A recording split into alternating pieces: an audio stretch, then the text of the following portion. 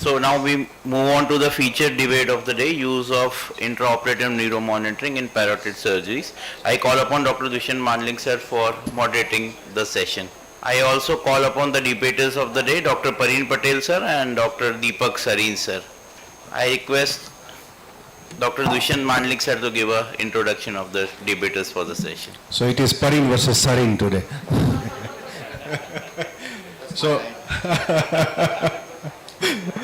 I think I will introduce them. Dr. Pareen is our head and neck consultant, specialized in skull base also. And Dr. Sareen is senior consultant at Medanta with special interest in salivary, parotid and thyroid cancers. So I think how you will like to begin? Who is going first? So for the motion? Yeah. So what is the time we are giving to each of them? 10 minutes? Aditya, 10 minutes? So we can set the timer to 10 minutes. Oh. Good morning everyone, and I welcome you all, delegates and faculty, to the OM 9.0. I am Dr. Pareen Patel. I will be speaking for the motion for the use of IONM in parotid surgery. From the onset, I want to say I am not promoting any company's intraoperative nerve monitor, nor I am a partner, nor I am a shareholder of any nerve monitor company. The debate is only academic. There are the various nerve monitors available in the market. The most commonly that available in India is Medtronic one, NEM 3, NEM Vital. Another one is a Pro Circa from Pittsburgh. Then the Avalanche from Germany and the Viking 2 from the USA. Basically, you all know the parotid tumor comprises of 2% of all head and neck tumors, and most of them are the benign. But most common complication that is associated with the parotid tumor surgery is a facial nerve weakness, sialocele, Frey syndrome, and wound-related complications. This facial nerve weakness is associated with the not only cosmetic but also functional morbidity. And also the ocular complications. So it is associated with the impaired quality of life, and also in few cases associated with the costly medical litigations. As we go through the different literatures for the primary cases, we found that the incidence of the temporary facial nerve weakness ranges from 20 to 65%, and for the permanent it ranges to 0 to 7%. So what are the risk factors that lead to the facial nerve dysfunction? The total paroidectomy, even the superficial paroidectomy, deep lobe tumors, revision surgery, post-radiation, post-inflammation, female patient, excessive intraoperative bleeding, and obviously in few literatures they have mentioned the non-use of IONM. So I plead that IONM should be used in each and every case of parotid tumor surgery as an adjunct for the risk mitigation strategy to reduce the incidence of facial nerve weakness. If you go through the history of intraoperative nerve monitoring, it is very long since present. In 1930, the neurosurgeon from Canada measured the EEG during the epilepsy surgery. Edward Lambert is known as the father of EMG, who proposed that EMG could be used in the clinical, could be of clinical use. In 1944, Waddell first introduced the EMG to the head and neck and characterized the EMG characteristic of the various facial and the laryngeal muscles. So the nerve monitor has been used in clinically since 1960, 1970s. In 1988, this Medtronic introduced the NEM 2 monitor, which was widely accepted because of user-friendly software and hardware, as well as the reliability. So I will debate on the few features why ION use, and along with the evidence for the primary and the revision parotid surgery, use of ION in the different approaches, and there is a standardization of IONM, cost factor and the litigation factor. For the primary parotid surgery, the various evidence that I will propose is prospective assessment of intraoperative facial nerve monitoring by Massey, Jalinski from Poland. They have the 100 patient for the primary parotid benign tumor, and all underwent adequate paroidectomy, 50 with now monitor, 50 without now with monitor. So in the case with the now monitoring group, when they assessed post-op facial nerve assessment with the help of Hausman-Breckman grading, that is a subjective assessment, they found that 78% had no facial dysfunction, while without now monitoring, 26% of the patient had no facial dysfunction. And when they assess objectively with the help of electroneuronography and the Brink reflex test, they found that in ENOG, there was not a marked reduction in the amplitude of compound muscle action potential with the now monitor group, and there was a marked reduction in the amplitude of CAMP with the unmonitor group. Also, in Brink reflex test, the R1, R2 latency was not prolonged in the monitor group, but in unmonitor group, the R1, R2 latency were prolonged compared to the preoperative group. So overall, in monitor group, the probability of paresis was reduced by 92%. And this is another meta-analysis by Carlos Miguel from Spain, in which they include 10 articles with 1069 patients, in which 554 patients underwent surgery with monitor group, that is with now monitor, and 551 underwent the unmonitor group. And the immediate post-operative facial palsy, that is transient facial palsy, was around 23% in monitor and 38% in unmonitor group. And permanent facial weakness was around 5.7% in monitor and 13.6% in unmonitor group. When they did the subgroup analysis, can I have the monitor? When they did the subgroup analysis, it was found that the incidence of the facial nerve weakness, that is transient and permanent, was low in the monitor group.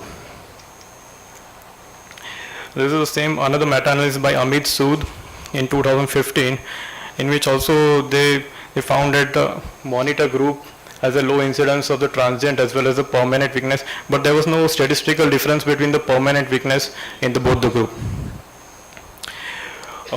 In revision surgery, the goal of revision surgery is a complete tumor removal along with the preservation of facial nerve anatomically as well as functionally if feasible.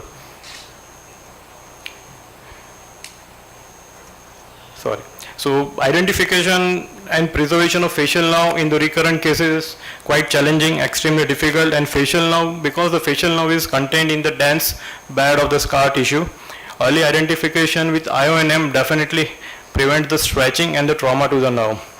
So this is one good article that I found for the recurrent pleomorphic adenoma, in which they have the 32 patients, 18 were unmonitored and 14 were monitored. So they compared the operative time. The operative time was less in the monitor group and the more in the unmonitored group. And when they assessed the facial weakness was present in both the monitor as well as unmonitored group. In the revision surgery, there is a transient facial weakness. If you see, almost all the patients have the transient facial weakness.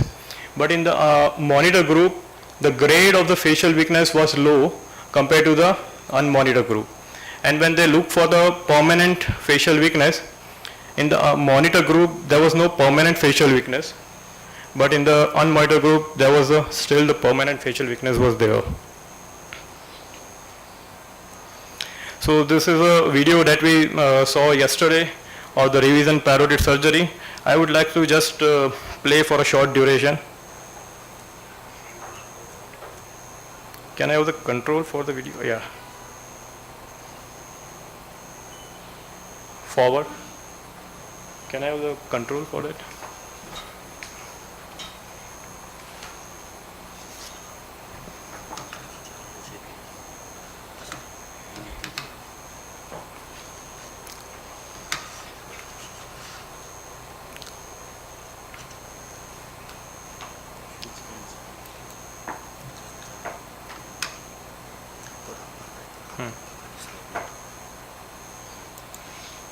So this is where we are identifying the tracheal cartilage, and this is the same video that we saw yesterday from Dr. Kaustubh. This is the dense scar tissue present, which we are dissecting with the help of the bipolar, and we'll be using the now monitor probe intermittently to identify all the fibers or strand to rule out a facial nerve.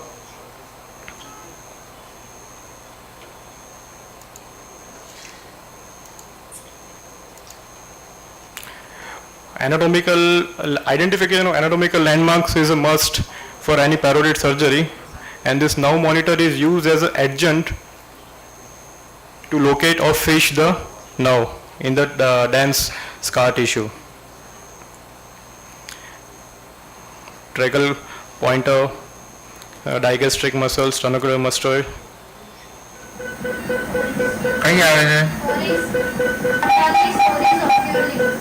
So we are fishing a nerve from this scar bed, and further dissection was carried out under a microscope.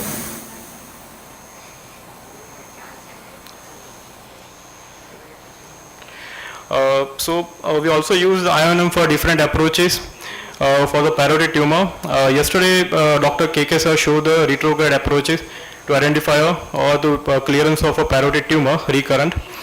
In primary cases, there was no statistical difference when we use the intraoperative nerve monitoring between the facial palsy and but when we use in the revision cases, like yesterday the Dr. KK showed, it helped in the early identification of that nerve or branches of the nerve, and from that we can retrogradely dissect the nerve and help in clearance of tissue.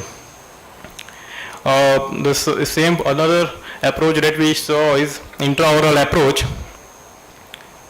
where we use a nerve monitor for the clearance of this accessory salivary gland tumor intraorally, and we will be able to preserve all the branches of the nerve monitor with the help of nerve monitor.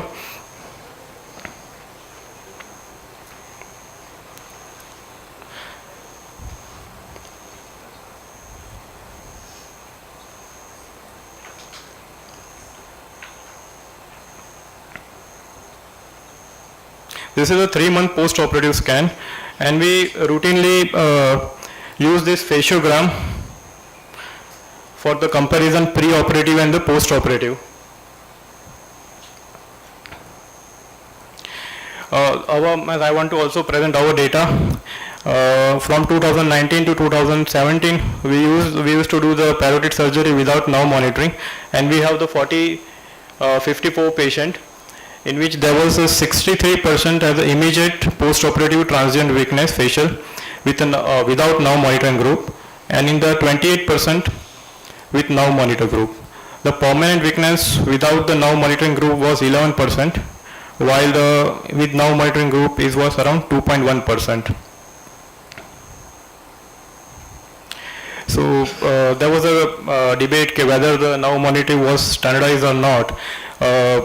This Fang Yu Chiang from the Vietnam, they have proposed the standardization protocol for the recurrent laryngeal nerve in 2010, which was accepted, and they also proposed the standardization protocol for a facial nerve identification, and in which yesterday the Aditya showed there is a recording electrodes 4-channel EMG we are using for the frontalis, orbicularis, oculi and mentalis, along with a 1.0 ballpoint as a stimulator, along with a 0.5 milliampere to 10 milliampere current, and duration of current is 100 microsecond, frequency is 4 Hz. So these are the all standardized protocol that we follow at our institution. We also compare the pre-operative and post-operative fasciograms in these 4 photographs for frontalis, orbicularis, then the mentalis and the buccinators and the mentalis. Parin, can we fast it? Yeah, sorry. The second last factor, the cost factor, which is one of the constraint for the use of this nerve monitor. I want to give an example. Suppose NEM3 monitor, which costs around the 20 lakh per machine with all electrodes. Electrodes are reusable and they hardly cost around 2000. In parotid, we also don't require the special ET tube with the electrodes. And suppose our institution charges 10,000 rupees per person for extra for the machine. So institution will be able to recover the machine charge in 2 years.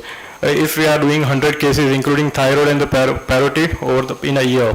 And obviously we could avoid the plenty of rupees in the medical litigations. In trust hospital, if you have the financial support, we can definitely reduce the above mentioned charges, and in government hospital, patient does not have to pay extra for the nerve monitor. The last but not the least, the litigation. There are the various litigations for facial nerve weakness post-surgery, but there is no medical litigation in USA or India until now for doing the parotid surgery without IONM. And they have done the survey in USA, Germany as well as in the UK, and they found that in 2005, 60% of head and neck surgeon uses IONM, while in Germany 75% and in UK 67 to 80% of these head and neck surgeon using IONM for the parotid surgery in 2005 and 2006. So I presume in 20 years there might be more than 90% of the head and neck surgeon might be using this. So when they asked in the survey what was the main reason for using the nerve monitor, so they say that to help to identify the nerve, medico-legal reason for the increased safety as well as it being a standard of care. So common legal definition for standard of care is like how a similarly qualified practitioner would manage a patient care under similar conditions. So I want to just emphasize on that nerve monitor is a tool and not a substitute for a thorough understanding it's not a substitute for a thorough understanding of anatomy as well as surgical technique necessary to perform a parotid surgery. To avoid a medico-legal litigations, ultimately the surgeon and the patient must discuss pre-operatively the inherent risk associated with the parotid gland surgery, particularly the risk of the injury to the facial nerve. Thank you so much. Thank you, Parin. Dr. Sarin.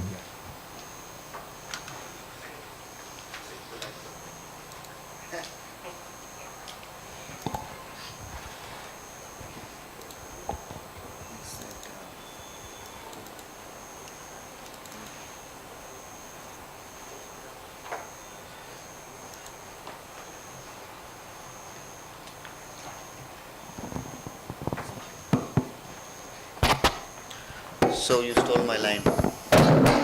The Parin v. Sarin session. So let me make it clear. I'm not speaking against IONM, which would indicate that using it is a negative. What I'm going to do is speak that I'm just not for. It's not going to give you a great advantage. And also this applies to, I think, standard parotidectomies. We're not talking ECDs or other operations where it may have a value. But for a parotidectomy, adequate, superficial, lateral, total, whatever. You know, every year I come to home, I'm wondering how they're going to insult me this year. For the last few years, it's been you talk on complications because you're the best at it. So this year they give me a topic that made me look like a dinosaur. No, you're going to be an old timer, you're going to defend old techniques, you're going to be against anything new adoption. Yeah, why don't you speak on this? You perfectly fit the bill of an old dinosaur who just won't change. And I have to debate young upcoming surgeon with the new tech who says I have a great tool that helps me operate better than you. And I'm going to try and convince you that it's just a cape. All right? It doesn't give you any superpowers. Okay? It's just a costume. So if you want to operate in a costume, go right ahead. I have no problems with that. So the thing is, how most debates go is and this is true for debates I've done, this is true for debates I've heard, is you hear a truckload of data in 8 minutes. Lot of figures, lot of numbers. You don't get it. You already come in with some background information to a debate. We all have some understanding of what's going on. And rarely have I heard a compelling number that has changed that attitude for me. Or changed the opinion that I walked in with. Sometimes you get a thought, okay, let me think about it. But rarely do you hear a number or a figure that completely changes you. And most debaters talk parallel. So I'll pick evidence that I like and I'll put it for, and you'll pick articles that you don't like and you'll put against. I'll poke holes in your article, you'll poke holes in my articles. And sure, that's reading between the lines and that's picking nuances, but often it's just nitpicking. So, for example, you look at this debate, you know this paper is going to come up. It's a systemic review, it's a meta-analysis, it's one of the very few in published.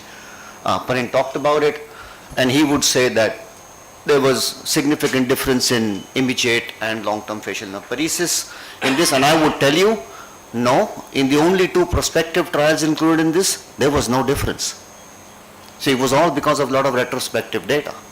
And I would tell you, so if you look at the two prospective randomized controlled trials put in, they actually showed no difference. And he put one of them on them, but not the other one. It's in the paper. The authors themselves, I would say, would tell you it's low quality evidence. This paper didn't include revision surgery, so he would say, you know, maybe there's a benefit in revision surgery. I say, yeah, okay, point conceded. Maybe it works in revision surgery, but let's see. So I would then pick holes and say the follow-up for this, for calling paresis permanent, was 3 months in many papers, and I think that's too short. Some people recover in 6 months, so maybe you don't have an accurate estimation of what it is. But this is how it goes. Pick 3 more articles that are pro your argument, pick a few articles that are against your argument. One of the things I've struggled with when I've interpreted literature on facial palsy, and this is real time and I'm sure all of us feel it, is how do we quantify weakness? You look at House-Prackman scale, you look at these scales that are mostly used. You and I may have a totally different perspective of what's facial palsy. So for me, global weakness over the face is worse than, let's say, isolated marginal mandibular palsy with a perfectly normal face otherwise. To me, that looks worse, a global weakness. It may score lesser on a facial palsy score, but that's how it is. There is a lot of subjectivity. It's not like laryngeal nerve monitoring, which is kindly binary. Either the nerve works or it doesn't work. There's a big subjective grading, and you can use many other subjective systems, but it just gets more complicated. So for this debate, I thought it's better I'm not going to bring a truckload of numbers. What I'm going to do is just talk, because sometimes I have felt if I have to adopt a new technique, I have learned more by just talking to a colleague whose opinion I respect and understanding the nuances of using it, the practicalities, and that's often got me thinking, this is worth it, or this is not worth it. So this is a conversational sense that I bring to you this debate, an open conversation like you would have over coffee, and a couple of questions that were in my head that I'm going to bring on. I think it's important first for me to tell you where I'm coming from, is that there is a minimum standard that I would think of approaching a parotidectomy. And that approach has to be, if the patient is put to sleep with a working nerve, you need to do everything in your power to make sure that patient wakes up with a working nerve. Like, this is the essential baseline to me to approach a parotidectomy. And you would use all tools that you have. You could use great lighting, I use loops, every single parotidectomy, I strongly advocate them. You could use microscope, you could use whatever tool you think helps you do a perfect facial nerve preservation. Because facial nerve preservation, if you take away biology, if you take away things that are out of your control, like nerve entrapment by cancer, is essentially all about your technique. It is. It's a highly technique dependent result. So your technique matters. The one thing I strongly advocate, and I think this to me makes a baseline case for a good standard of care, is even before nerve monitoring, use no paralytic in a case. Use absolutely no paralytic and have an assistant just watch the face. Every time you hit the nerve or you accidentally hook up a branch of the nerve while you're dissecting, there'll be a visible twitch. Or if you're using a cautery too close to the nerve, you'll get a visible twitch on the face. It's actually the perfect real-time feedback, which IONM does not give you in the parotid. IONM is the post-facto feedback. It's done, and you see whether anything happened or not. This is true real-time. And I think this is a great, so it's monitoring, it's not EMG-based monitoring that we're debating today. And I think this is absolutely essential. It really helps. Now, you've had videos, many of them telling you how to do a parotidectomy. But let me, again, I can tell you what I set the baseline at, what I think is important. Is you need to, when you're dissecting through tissue, what really helps is making sure there's no nerve in it. And this is how, if you have no paralytic, you can use the bipolar, you can tap the tissue between the bipolar before firing it. Then you can gently fire it. You see no twitch, you're pretty sure there's no nerve in it. Of course, this does not supplant visual at all. In fact, my whole argument is based on that visual identification and landmarks is really the key. And if you look at the next video, which has the nerve out, if you look at the landmarks we all use, the digastric, the tragus, you can actually pretty much be very sure where you're going to find the nerve. Within a few millimeters. You don't need IONM to tell you that. You can be within 5 mm of where you know the nerve just with your landmarks. You need the depth, you use the tympanomastoid suture, you can use the posterior belly of digastric. So IONM is not going to help you a lot with telling you where to find the nerve. You pretty much know where you're going to find it. I think when you dissect through tissue, you have to be very careful you don't hook up the nerve. This is essential. I think a lot of injury happens during dissection through the parotid, not when you're looking for the nerve. And again, if you have to take a nerve off a tumor, you need to be very, very gentle with your traction. And I'm just putting these videos up, and you've seen all this before, is because I think if you start with an approach that says, I will do everything no matter how long it takes, and you have the patience, that you will get very high rates of facial nerve preservation, which may not be improved by using monitoring. So I took the question around also in my department. I asked some colleagues, so where do you think nerve monitoring will help? So one of the things I heard was, well, if there's loss of signal then, and I'm like, so what do you call loss of signal in facial nerve? There is no unanimity in what we call loss of signal. Different than where we have it recurrent laryngeal nerve, where there's been an international consortium. They've told us what to use as loss of signal. Most people use it as the criteria of loss of signal, and we have percentages and numbers based on that we can use to prognosticate nerve function. The issue with facial nerve is there is no standard definition yet widely used of loss of signal. There is a proposal to put it at 20%. The same authors proposed 50% a year ago. Sure, you can evolve with time. But what I need is, for example, someone tells me, so if there is loss of signal, I can go and tell the patient that nerve is not going to work. Well, I need a clear definition of what is loss of signal. 0, 20% drop, 50% drop. I also need a predictive number. So if you have, for example, 50% drop means 80% chance the nerve won't work. There's still a 20% chance it will. How would I use it practically? I think I've handled the nerve really well in the operation. I will tell the patient, you might have weakness, I think this nerve is going to recover. And if I was brutal on the nerve for any reason, I would be a little more skeptical about promising them recovery. So I think a percentage just puts you in a ballpark figure. It doesn't really, you still use your subjective interpretation for prognostication of how do you think this patient's nerve will do in the long run. So that's it. The second is my argument for if there's loss of signal, yeah, then what? It's done, right? It's not larynx, it's not thyroid. When I've done one side, I've got loss of signal, and I'm wondering, maybe I shouldn't do the other side to prevent bilateral vocal cord palsy and land up with a tracheostomy. This is very much post facto in a parotid. You've done it, so I'm dissecting the lower branches. I get loss of signal in them. There's still a tumor sitting in there. I'm not going to stop. You're still going to continue very carefully and complete the operation. If somebody says, well, you get loss of signal while you're operating and you check and the signal's gone, I'll be more careful. But here I come back to the baseline. I think you have to approach a parotid already with great care. There is nothing known as being more careful in a parotid. You have to be baseline very, very careful. That nerve doesn't take rough handling the way other nerves in the head neck can. One of the things I heard was I can use it to locate the nerve. I think, yeah, I may concede a point. You did show a video of a revision surgery saying that if you blanketly beep it, you can figure out where the nerve is, but that's within a margin of 3, 4, 5 mm. There's a lot of scatter in the parotid. Anybody who's used IONM the parotid would know. It's not like the recurrent, where you need to be bang on the nerve to get a signal. You can be a few millimeters off the nerve depending on the signal you're using, how much stronger current you're using. It's greater with 3 milliamperes, lesser with 2, little more exacting with 1, but you're going to get scatter and you will get a beep even when you're off the nerve. So it kind of gives you a ballpark idea of where you were, but within like a 5 millimeter range of error. That kind of range of error you can hit with your normal landmarks. You don't need a nerve monitor to tell you that. So, I mean, this is it. This is my conversational argument against IONM. I'm just thinking medical logic, like from what I know, from how I understand the operation, is where does it help? Now the truth is this is us. We've been using nerve monitoring for the last 3 years consecutively in every thyroid and every parotid. That's experience now we have of over 350 patients. But yeah, it was a good question to ask ourselves. Is it helping me in parotid? Is it really? So it was a good question to retrospect. I'm not sure. I really, truly am not sure if it helps in parotid. Yeah, I like to have it. It's great. It's great to hear that sound.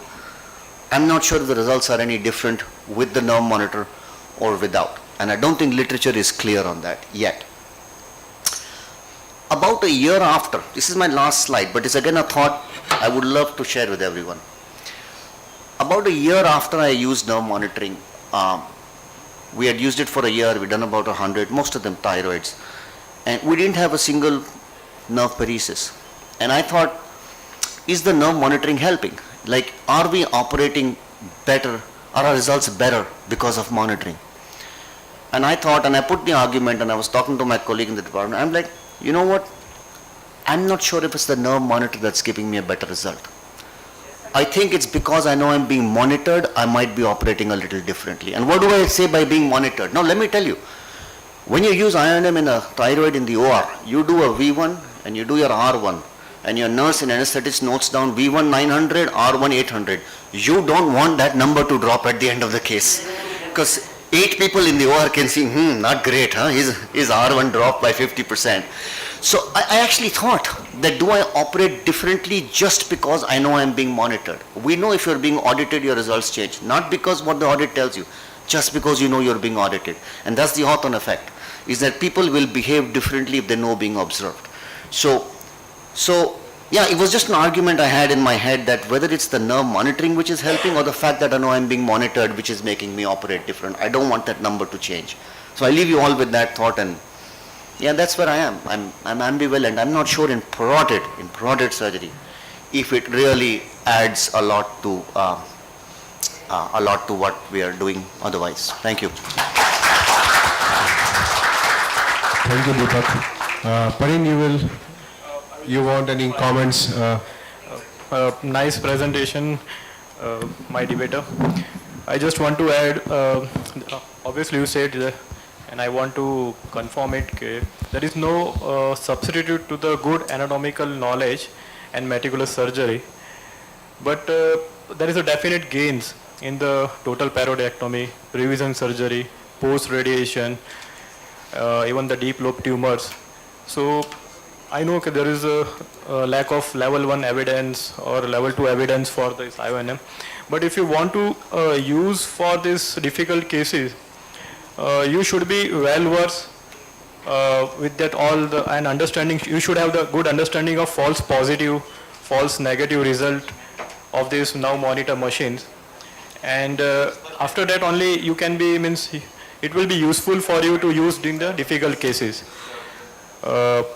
As one of the great saint, Professor Josipura says,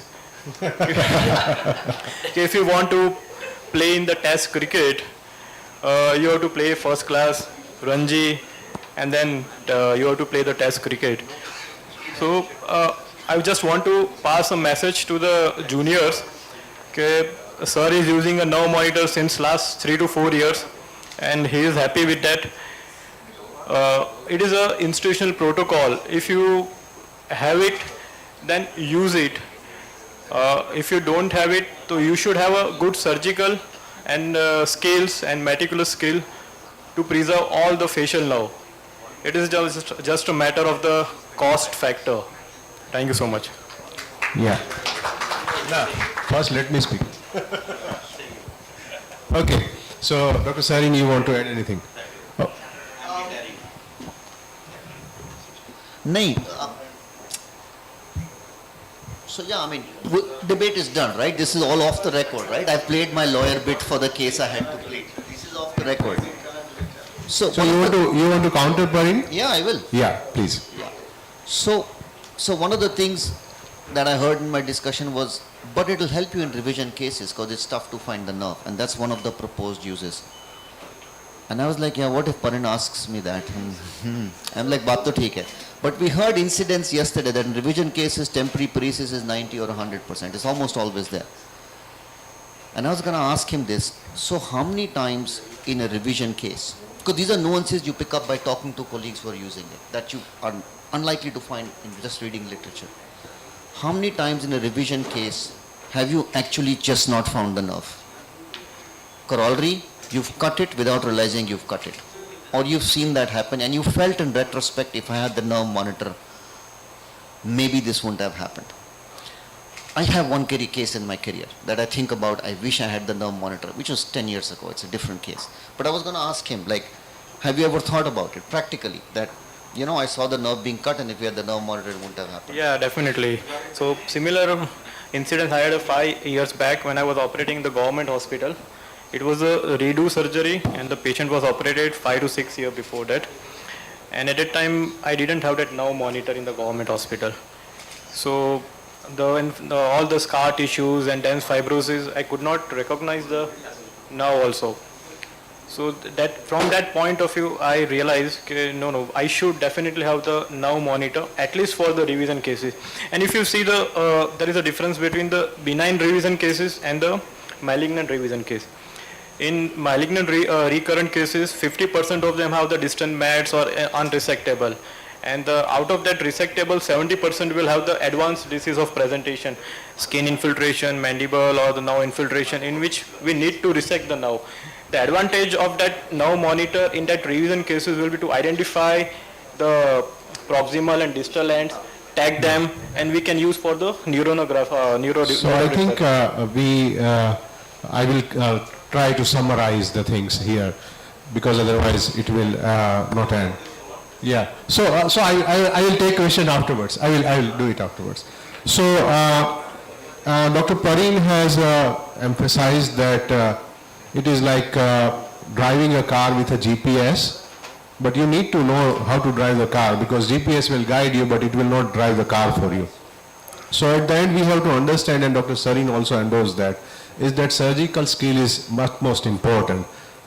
Your IONM will track you down to the nerve, but how to handle the nerve will ultimately dictate that your nerve will be functioning at the end or not. So I think we have to take this.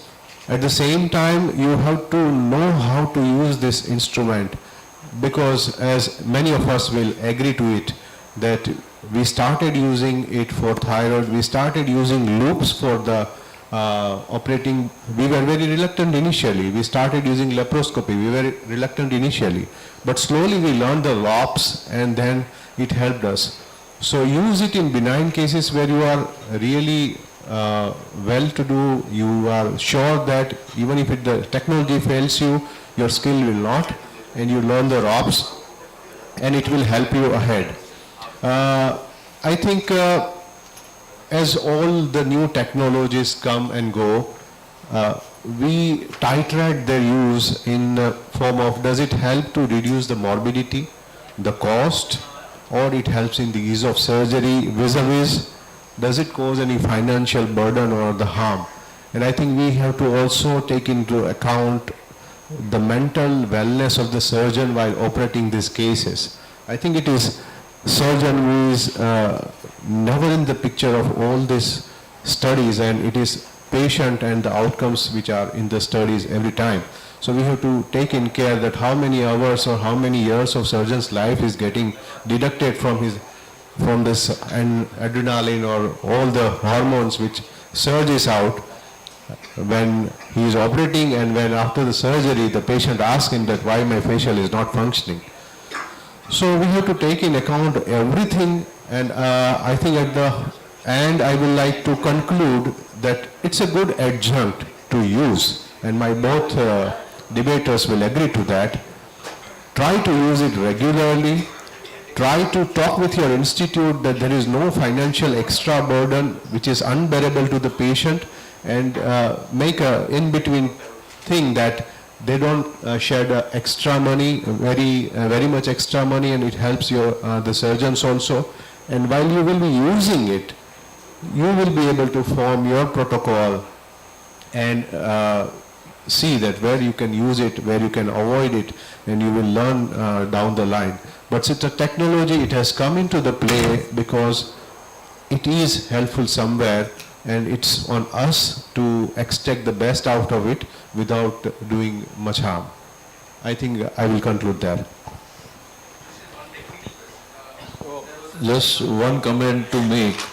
The use of technology, again, as Sareen said, I'm not against it, but I'm also not for it, particularly in parotid also. The reason is that you need to know that patience is the only thing that you need to keep while doing parotid surgery, and you have to be very gentle in handling the facial nerve. Identification of the facial nerve main branch should not be an issue.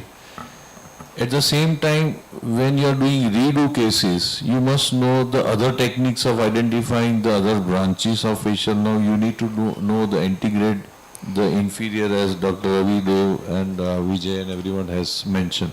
So all these techniques have to be known to the surgeon who is doing parotid surgery. If you know these techniques, identification, preservation and following the nerves and handling it softly, gently is not difficult if you keep patients. Yeah, so to add this, it's an adjunct. It's one more technique which has been introduced to us. It doesn't say that you don't use all techniques. You use all techniques, but supplement it with this new technique, and that will help you. That's the only thing. I want to pump some life into this debate.